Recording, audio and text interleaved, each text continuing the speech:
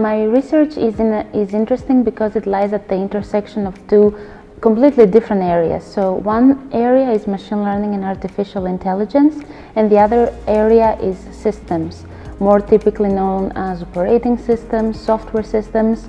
So you have two different areas, that one is very low level, very code heavy, and the other area is now becoming much more popular, and a lot of researchers are interested in understanding how we can use machine learning inside our software systems. What I am looking at are problems where we can use machine learning to build better and smarter software systems that manage those emerging types of hardware. And now the other area I'm also looking at is how we can use computer vision. Now the nice thing about computer vision is that it ties very well with machine learning, because there is so much work out there that builds machine learning model on top of images. But thinking about how we can use images inside software systems, it's a very new challenge and something I'm really ready to take upon, because I believe it's gonna change how we build systems. It's gonna, if we're innovative enough, we can find ways to use computer vision to make our systems much faster. I started with a purely systems background. I had gotten classes in computer architecture, operating systems, distributed systems, so I was doing research more on the system side. But then during my PhD, I was lucky enough to pursue an internship at AMD, which is a hardware company.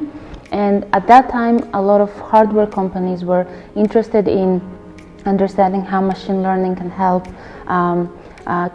build better systems, now that the hardware that they are selling becomes different, becomes heterogeneous, becomes more versatile. The important thing here is that it's a very challenging problem to solve. Building software systems that are fast and are able to integrate machine learning methods, it's a very challenging problem, and it's not something that you solve in a few years. I really see that this direction will be here for the next decade. Jumping straight from PhD to a faculty position is something very challenging.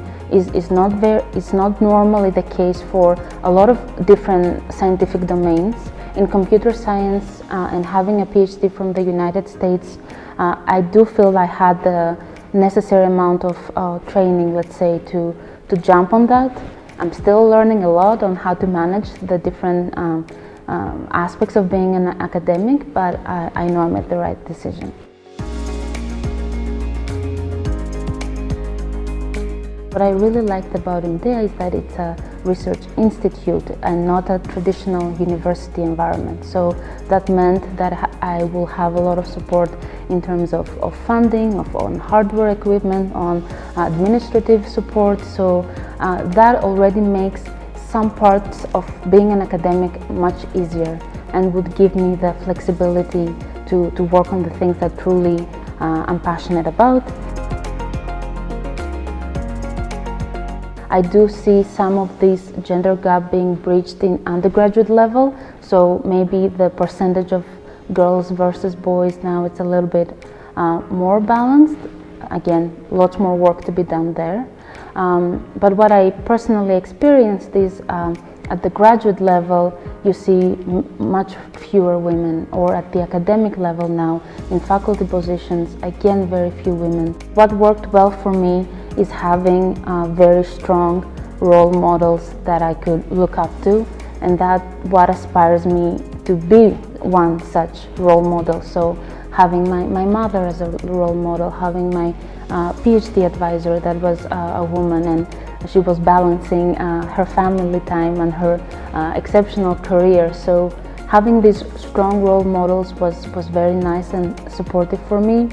Another important thing is to train, let's say, males or people of not underrepresented minorities to become good allies. If women or everybody is in a good environment, then everybody's going to be happy. So I'm really passionate about talking about mental health and being supportive and respecting your colleagues. So putting together these mentoring sessions for students to understand how they can balance their mental health and academia and life.